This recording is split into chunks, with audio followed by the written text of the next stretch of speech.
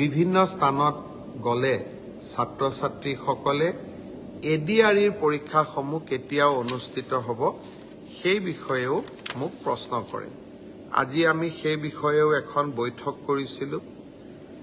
এডিআৰইৰ Assam direct recruitment examination, যাক আমি চমুকৈ এডিআৰই বুলি কওঁ, এডিআৰইৰ গ্ৰেড 3 পোষ্টসমূহৰ পৰীক্ষা 15, 22 আৰু 29 ছেপ্টেম্বৰত অনুষ্ঠিত হ'ব।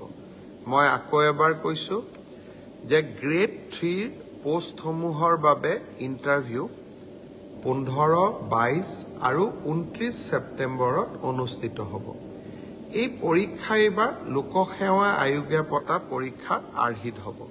প্ৰথমতে প্ৰিলিমিনাৰী পৰীক্ষা হ'ব, তাৰ পিছত মেইনছ হ'ব, আৰু মেইনছৰ পিছত আমি ভাইভা প্ৰক্ৰিয়াৰ মাজেৰে আমি সমগ্ৰ ইণ্টাৰভিউ প্ৰক্ৰিয়াটো সমাপ্ত কৰিম।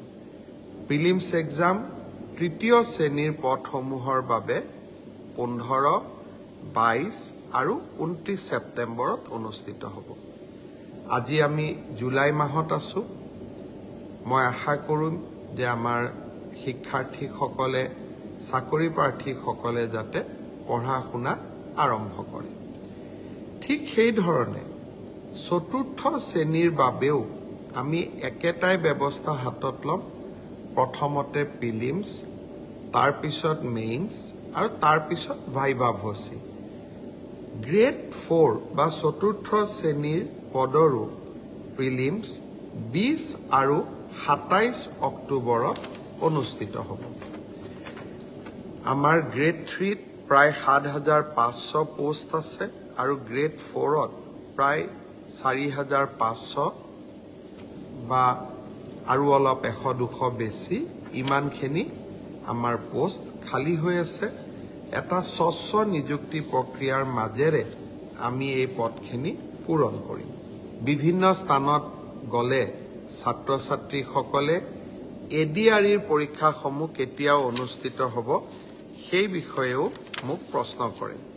আজি আমি সেই বিষয়েও এখন বৈঠক কৰিছিলোঁ। এডিআৰইৰ আসাম ডাইৰেক্ট ৰিক্ৰুটমেণ্ট এক্সামিনেশ্যন, যাক আমি চমুকৈ এডিআৰই বুলি কওঁ, এডিআৰইৰ গ্ৰেড 3 পোষ্টসমূহৰ পৰীক্ষা 15, 22 আৰু 29 ছেপ্টেম্বৰত অনুষ্ঠিত হ'ব। মই আকৌ এবাৰ কৈছোঁ যে গ্ৰেড 3 পোষ্টসমূহৰ বাবে ইণ্টাৰভিউ 15, 22 আৰু 29 ছেপ্টেম্বৰত অনুষ্ঠিত হ'ব।